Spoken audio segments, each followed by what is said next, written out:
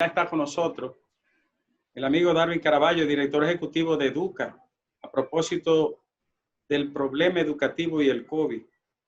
En medio de la pandemia, ¿cómo regresar a clases en agosto? Darwin es de Educa y nosotros queremos conversar con él porque esta fundación que monitorea, diagnostica y analiza y hace propuestas sobre el problema educativo nacional, pues tiene una posición con respecto a este serio problema de un año que no terminó bien, que fue truncado en una 3/4 parte, apenas se cumplió, quizás menos, y ahora dificultades para el arranque. Un país que tiene un sistema educativo que lo menos que necesita es retrasos, abandono de horarios y de aulas.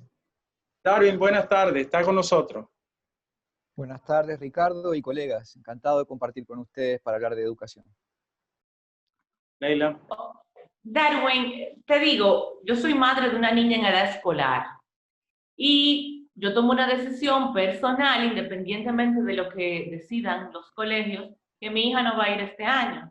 Sin embargo, grande ha sido mi sorpresa cuando he visto que son muchas las madres que tienen la misma posición que yo, por el temor a que nuestros hijos se expongan y expongan al resto de la familia. ¿Cuáles son las propuestas de ustedes para el inicio de año escolar?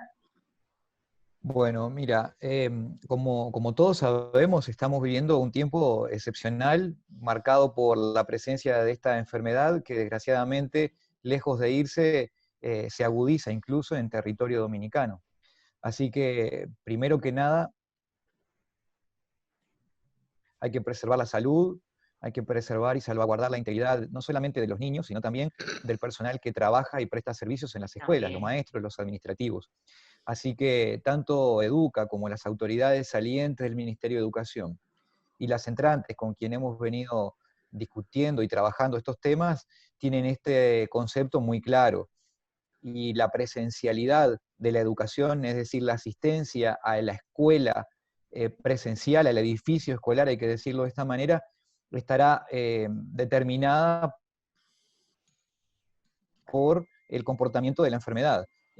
Esto lo digo no con, digamos, el beneplácito o no del Ministerio de Educación, no tengo cómo poder validar con las nuevas autoridades esto, pero Educa entiende que es altamente probable que en el mes de agosto no comiencen todos los centros educativos de manera presencial por las condiciones de salud que estamos viviendo. En Educa tenemos sí la intención de que una cosa es la presencialidad y otra cosa es mantener a nuestros hijos conectados a un proceso educativo. Entonces, en esta particular decisión que tú has tomado como madre, respetable y en libertad, porque nosotros partimos de eso, de la libertad de las familias, además, de decidir qué es lo mejor para sus hijos y para su propio esquema de familia, pero como especialista, yo debiera recomendarte que, independientemente que asista o no a un centro educativo, es muy importante que tu niño o tu niña permanezcan conectados a un proceso educativo, que un bache de un año es significativamente mayor, que luego cuesta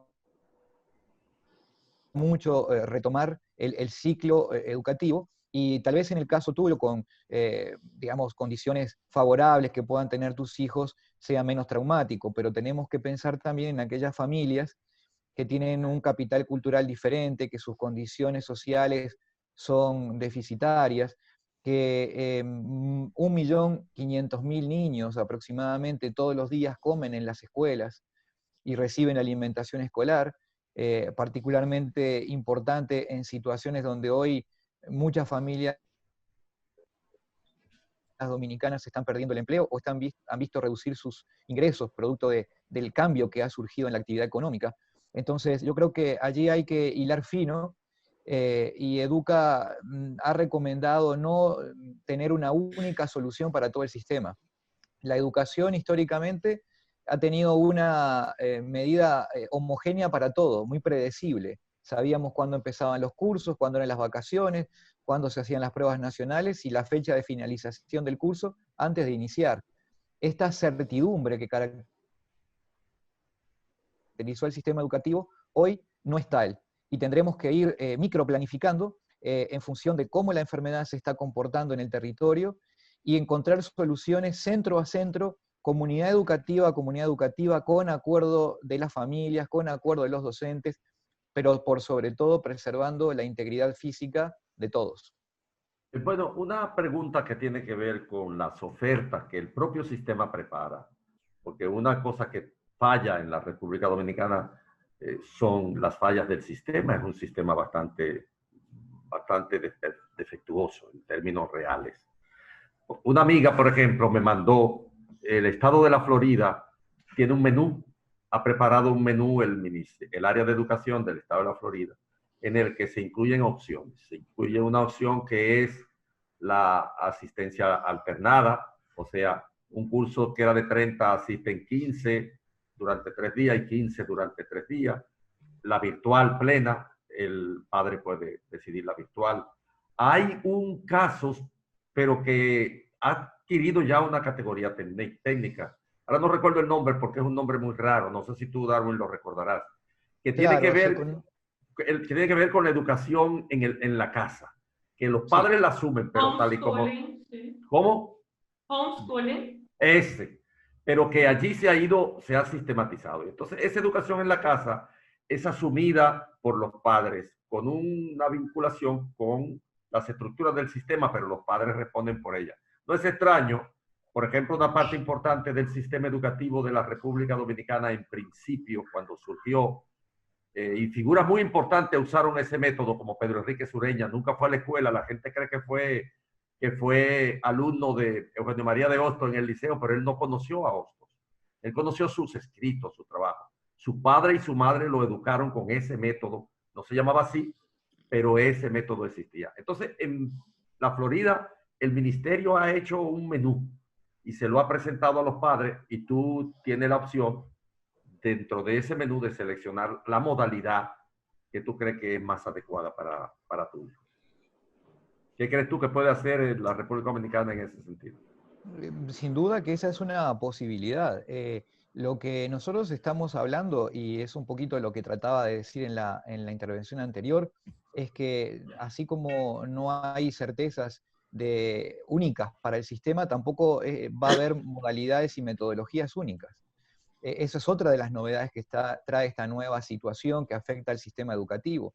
Estábamos acostumbrados en que en todos los sistemas educativos el mismo método era el que primaba, era incluso la misma planificación, las mismas estrategias pedagógicas, e incluso el mismo desarrollo del pensum o el currículo era sistemáticamente el mismo en cada centro educativo del país. Esto echa por tierra esa medida. Claro. Y nosotros creemos que hay que, en lugar de pensar en protocolos rígidos, porque esto de la enfermedad es extremadamente dinámico. Pensemos que en marzo se sabía que la enfermedad se contagiaba por el contacto, pero se aseguraba que no se contagiaba por el aire. 3 meses después, 4 meses después, se contagia por el aire. En marzo se decía, y eso fue el motivo por el que se cerraron todas las escuelas prácticamente del mundo, que los estudiantes no se contagiaban demasiado, pero que sí eran agentes de contagio, porque así ocurre con la influenza, con la gripe tradicional. 5 meses después, sabemos hoy, por lo que dice el Instituto Pasteur de Francia y el Instituto para Enfermedades Infectocontagiosas de Londres, que los estudiantes, la población estudiantil no se contagia, y además que no contagia. Cuando se contagia es generalmente en el hogar con adultos. Así que todo este tema está dinámico. La enfermedad, incluso en el propio territorio dominicano, tiene un desarrollo desigual. Hay territorios donde hay una prevalencia muy fuerte, sobre todo en las grandes ciudades como Santiago y Santo Domingo, y hay otras zonas más en lo rural que prácticamente la enfermedad no ha estado presente. Por eso nosotros creemos que una solución única puede traer mucha desigualdad y mucha injusticia. Así que hay que ir midiendo qué pasa en cada territorio, cómo se está dando el proceso, para que efectivamente se pueda relajar o ser más estricto en las medidas de la presencialidad, pero en todos los casos, siempre aplicar las medidas de seguridad. Mientras no haya una vacuna y un tratamiento efectivo, lo único que tenemos para defendernos de este virus es el distanciamiento social, desgraciadamente. Por eso se ha hablado, además del homeschooling, que está en los Estados Unidos cobrando mucha hoy fama, y también en algunas familias de la República Dominicana, el modelo híbrido de educación, que es una combinación entre la presencialidad y el estudio en otros lugares, en la casa o en otros espacios que pudieran ser útiles para esto. Aquí lo que tenemos que también tener muy en claro, Andrés, es que la República Dominicana exhibe en su estructura social una enorme diferencia social. Es decir, hay inequidades de la estructura social y corremos el riesgo de que la educación, que siempre fue la herramienta que contó el Estado para corregir las desigualdades en el punto de partida, hoy, producto de esta situación, las termine reproduciendo y agudizando.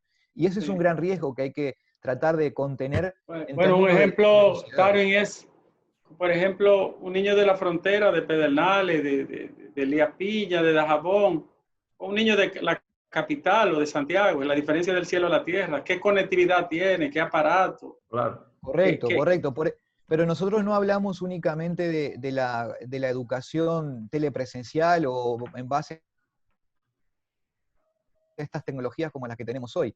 Obviamente eso sería ideal, pero como tú dices, República Digital, que fue un programa que tenía esa vocación, llegó apenas a 300.000 estudiantes, probablemente menos del 20% con conectividad, y recordemos que en la educación pública, solamente en la educación pública, hay 2.100.000 estudiantes. Es decir, en el mejor de los casos, 3/4 partes, casi el 80% de los estudiantes están sin la conectividad para poder desarrollar la educación. Por eso hay que métodos alternativos, de los cuales uno es la telepresencialidad, pero habrá que recurrir a otros, habrá que recurrir a la televisión, a la radio, a las guías docentes. Ahora, lo peor que podemos hacer es pensar que los niños tomen un año sabático, que se desconecten del proceso educativo, porque en las clases medias, en las familias donde hay libros, donde hay padres que se preocupan por esto, no hay problema, hasta puede ser saludable, diría yo. Pero en el caso de aquellos contextos más vulnerables, podemos estar condenando a los niños. Hay experiencia acumulada científica que nos dice que cuando las escuelas están cerradas por bastante tiempo, no por esta razón, sino por un terremoto, por un huracán o por otras condiciones, los alumnos más vulnerables tienden a no regresar a la escuela. Y eso sabemos luego en qué termina. Así que hay un riesgo de esa deserción temprana que como sistema, como sociedad, la República Dominicana debe evitar. Mantener vivo el vínculo entre el estudiante, los docentes, la educación, la necesidad de aprender, es muy importante. Países como Francia o España, con sistemas educativos consolidados, con estados de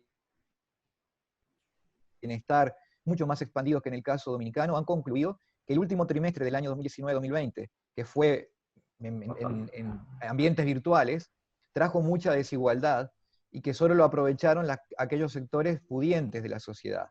Por eso están comprometidos en retornar a la presencialidad tan pronto pueda. Francia decretó la presencialidad, muy polémico, por supuesto, con situaciones más controladas de la enfermedad que lo que está hoy en República Dominicana, pero yo creo que hay que trabajar bajo esta lógica, bajo principios de flexibilidad, de buscar la equidad, de garantizar el derecho de los niños a recibir educación de calidad y de poder confiar en los maestros, que en definitiva son en quienes hay que depositar esa confianza para que los estudiantes puedan aprender. Doctor. Doctor, adelante, Fa. Mire, la discusión acerca del coronavirus está obligando a esa atmósfera que usted pinta, la diversidad de oferta, a ver cómo se puede ajustar a él. Pero hay un problema. El resultado de eso es fomentar la desigualdad, porque no han podido resolver todavía una propuesta que integre a todo el mundo al mismo nivel. Pero hay una herencia de la educación. No hay duda de que toda la estructura docente necesita un reforzamiento de su capacidad. Ahora estamos todos concentrados en el virus, pero a nivel de la educación como la fuente de forjar el talento necesario para usted vivir en esta ciudad cada vez más competitiva, no puede obviarse, y hay un déficit de fondo, que es esa desigualdad en la formación, en el resultado, tanto privado frente al público.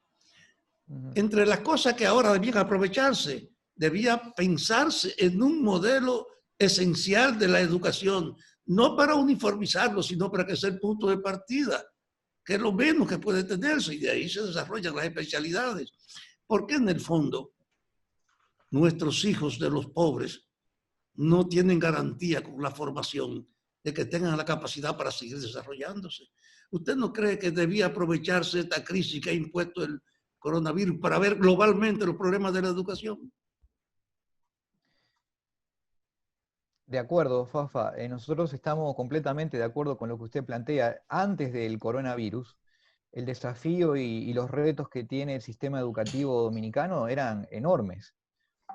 Nosotros hemos venido insistiendo que a pesar de la inversión extraordinaria que llegó desde el 2013 con el 4% a la educación preuniversitaria, mal llamada preuniversitaria, porque en realidad es aquella educación administrada por el MINER, no hubo cambios significativos en los aprendizajes.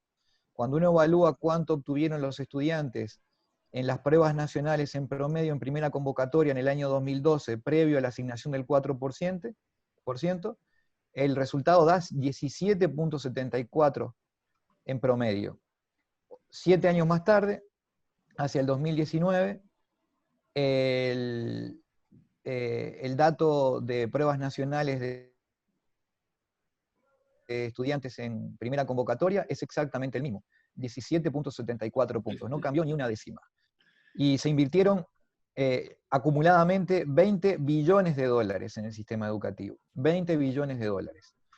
Y ahora lo que tú planteas, Fafa, es todavía más preocupante, porque si bien es cierto que ahora habría que hacer más inversión para llevar más equidad, más alimentación escolar, más tecnología, estamos ante una situación paradójica en la que el sistema educativo tiene atado su presupuesto al Producto Interno Bruto, un 4%. Pero sabemos que este año el Producto Interno Bruto de la economía va a caer en función de las proyecciones. Seguirá siendo el mismo 4%, pero ahora de un pastel más pequeño.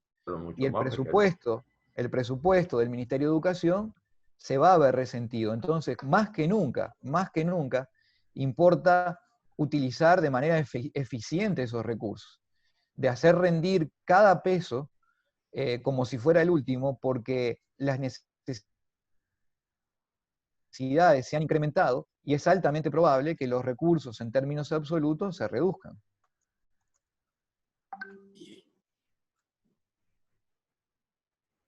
Domingo. Se fue Nieves. No, bueno, miren, finalmente, ¿hay alguna medición en términos de inequidad o en términos económicos o en términos de desarrollo que nos pueda graficar el impacto que tendría mantener la mayoría de los estudiantes durante un año fuera del sistema en cualquier sociedad? No tenemos esa medición en términos prospectivos, es decir, proyectando cuál sería el efecto. Eso debería ser un estudio que debiera hacerse, pero sí tenemos algunas medidas aproximadas que nos permiten intuir. Cuando uno mira el desempeño en pruebas nacionales, ya lo mencionaba, pero cuando mira el desempeño en las pruebas diagnósticas que aplica el Ministerio de Educación, tanto en tercer grado como en sexto grado de la primaria, el desempeño sigue un comportamiento inverso en la escala socioeconómica. Me explico, es decir, hay mayor cantidad de niños que no aprenden en los sectores de menos recursos, y los sectores de más recursos tienen mayor nivel de aprendizaje. De todas formas, el problema es estructural en términos de calidad. Nosotros en Educa siempre recordamos que este estudio del Ministerio de Educación da cuenta que en las escuelas públicas y privadas en el tercer grado de la primaria, solo el 12% de los estudiantes puede leer con fluidez y comprender lo que lee. Eso es público y privado. Cuando uno lo mira a nivel del público, solamente baja el 7%. Y si uno esto lo mira por nivel socioeconómico, imagínense que aquellos que provienen del 20% más pobre de los hogares, todavía la situación es más dramática. Por eso es que nosotros decimos que hay que buscar la forma en la que esta situación sea una oportunidad para transformar la educación, para transformarla estructuralmente, para enfocarse no en enseñar, sino en que aprendan los estudiantes, que ese es el verdadero objetivo de la educación, en que hoy la planta física no es tan relevante, entonces merece la pena seguir invirtiendo en escuelas. No será momento de invertir en un concepto nuevo de escuela que sea más telepresencial, donde por supuesto haya un espacio educativo al cual acudir, pero también darle las herramientas y la conectividad para que los estudiantes y los docentes puedan desarrollar su actividad a partir de como ahora, por ejemplo, nosotros estamos teniendo esta entrevista. Eso, la tecnología y la red que está expuesta en la República Dominicana lo permitiría hacer. Así que yo creo que esto implica no solo para la República Dominicana, esto es para el mundo, es la oportunidad para introducir una innovación que no ha llegado a la educación desde el siglo XVIII, XIX, cuando se amplió y se universalizó el proceso educativo, porque si uno mira un aula del 1860 y una de hoy, se parecen prácticamente en todo, en las mismas butacas, en la misma pizarra y en el mismo estilo de dar clase. Hoy tenemos herramientas para transformar este sistema, y esto que ya sabíamos, que era más difícil en situaciones de normalidad, por la resistencia natural al cambio, hoy esta resistencia al cambio necesariamente tiene que verse disminuida.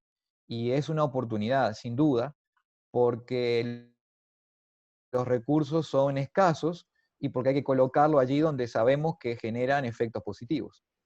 Bien, gracias, doctor Darwin Caraballo. Muchísimas gracias por este conversatorio y pienso que rumbo un poquito más adelante deberá invitarlo para ampliar sobre temas muy importantes que son manejados por gente como Andrés L. Mateo con mucha precisión y que visto en un debate con usted sería interesantísimo, pienso yo, para la población. Muchísimas gracias. Muchas gracias. Cómo no, muchísimas gracias Domingo, Andrés, Leila, Rafa y Ricardo, gracias por tenernos en cuenta y siempre a sus órdenes. Gracias a ti. Argeni.